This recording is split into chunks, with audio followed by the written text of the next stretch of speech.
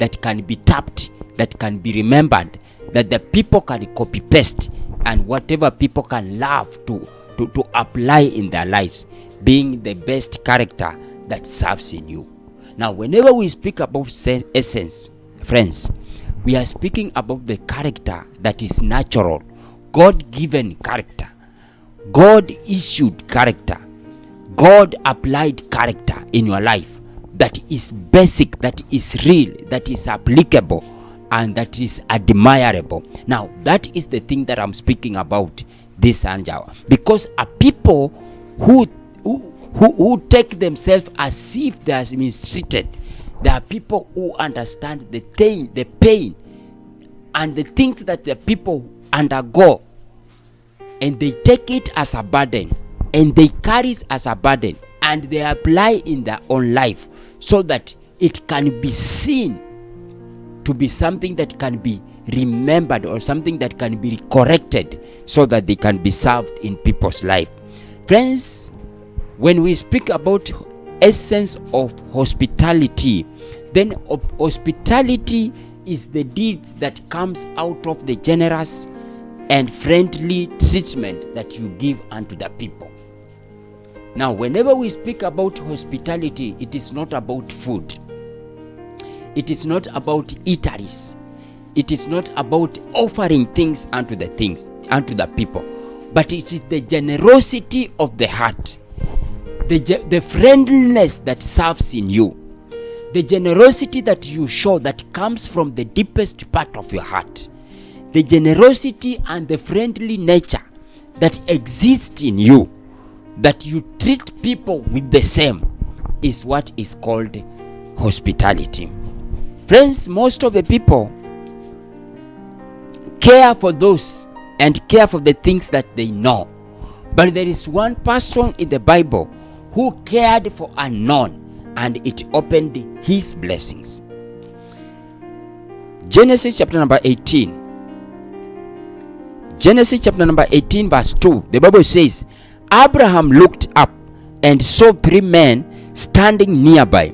When he saw them, he hurriedly from the entrance of his tent to meet them, and bowed low to the ground. He said, If I have found favor in your eyes, my Lord, do not pass your servant's tent. Now, I want you to know that first and foremost thing that you ought to know in this context, that Abraham was sitting outside his tent, and he saw the 3 men whom he was not familiar with.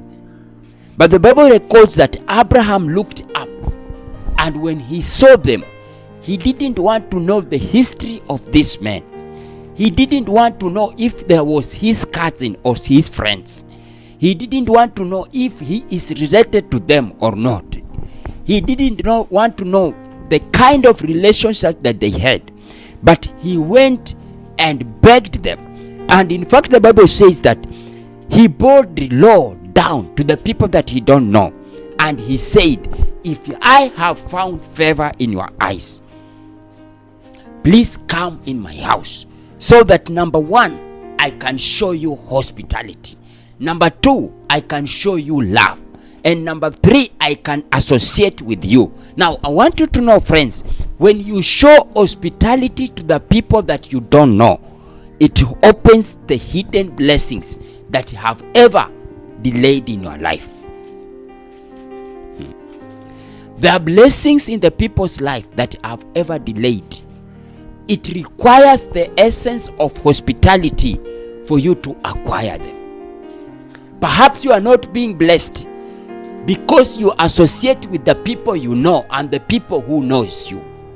But God is sending a different person whom you need to associate with, so that he can open up your blessings that have been pending for a period of time. When you read in verse 10 of the same, the Bible says, Then one of them said, I will surely return to you about this time next year, and Sarah your wife will have a son. Now Sarah was listening in the entrance of the tent, which was behind him.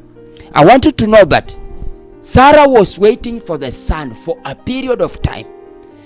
But upon the essence of hospitality of the man that liveth with Sarah, the blessing that was pending, it opened that day. I've come to teach you this lunch hour that it is not really the people that you know whom will bless you, but the people that the Lord sends unto you for you only to show hospitality and sense of hospitality. Whenever you show people hospitality, it is not end of your money. It is not end of your property. It is not end of your goodness. It is not end of your ability to do things, but it is the beginning of a new season of your life to arise to the blessing that have ever delayed in your life. Hospitality gives a human heart, which is the original heart of God, to man. Now, when God created man, he gave them a heart of hospitality to coexist and live with the other things, and perhaps to take control of everything that is under man. Now, God gave man the authority to survive and to own and to live by everything.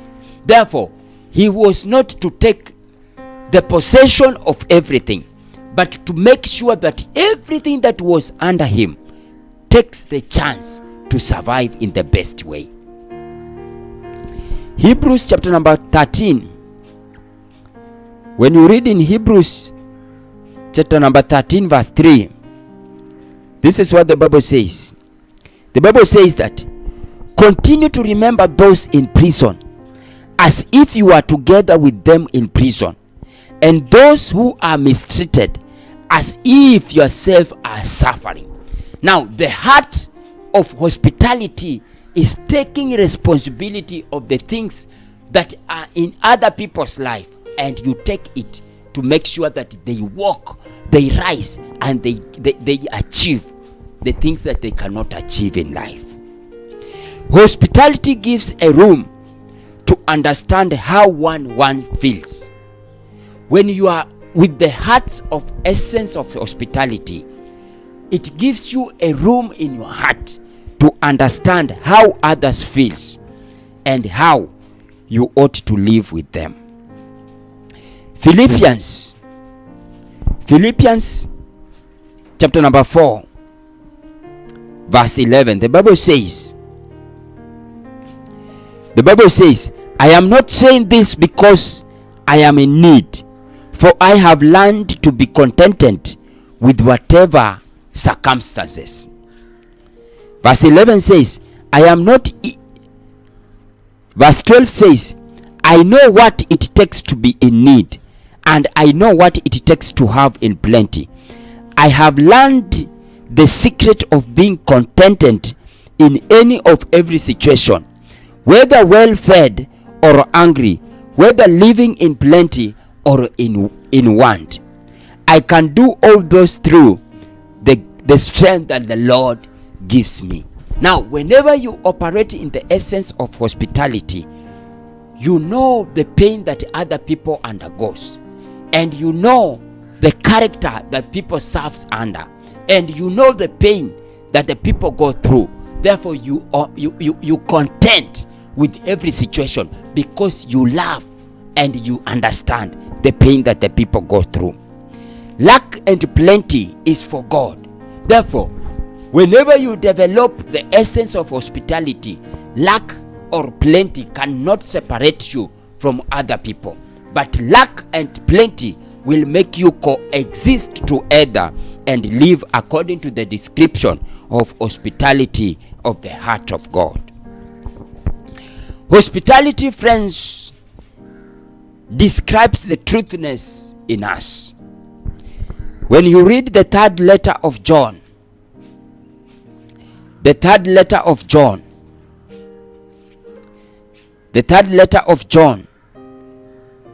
7, the Bible says in verse 7, it was for the sake of the name that they went out to receive no help from the pagans. Verse 8 says, we ought therefore to show hospitality to such people, so that we may work together for the truth.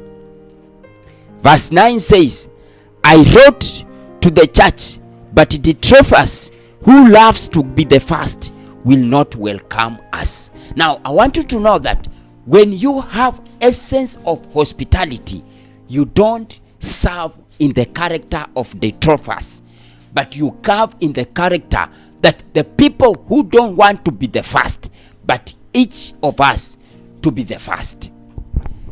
We are developing the character of essence of hospitality, not for us to gain, but others to gain. Not to us to be welcomed, but others to be welcomed. Not for us to gain or to be received or to be given everything that we need by pagans or by not pagans, but we do it so that the world to know that we accommodate our hearts for the Lord. Our truthfulness will be seen when we serve in the truth of hospitality. And I pray for you this lunch, our friends, that you may develop a heart to live in the essence of hospitality, so that your character may be seen in the things that you don't speak, but the things that you operate in. I pray for you that the Lord to give you this strength, that as you continue to serve, you may develop the essence of hospitality, so that the character of God can be seen in you. As you go back to your places of work, I pray for the mercies of God to be upon you, that the essence of hospitality may be the bottom line of your salvation. Until we meet again, let the peace of God keep us together, and shalom.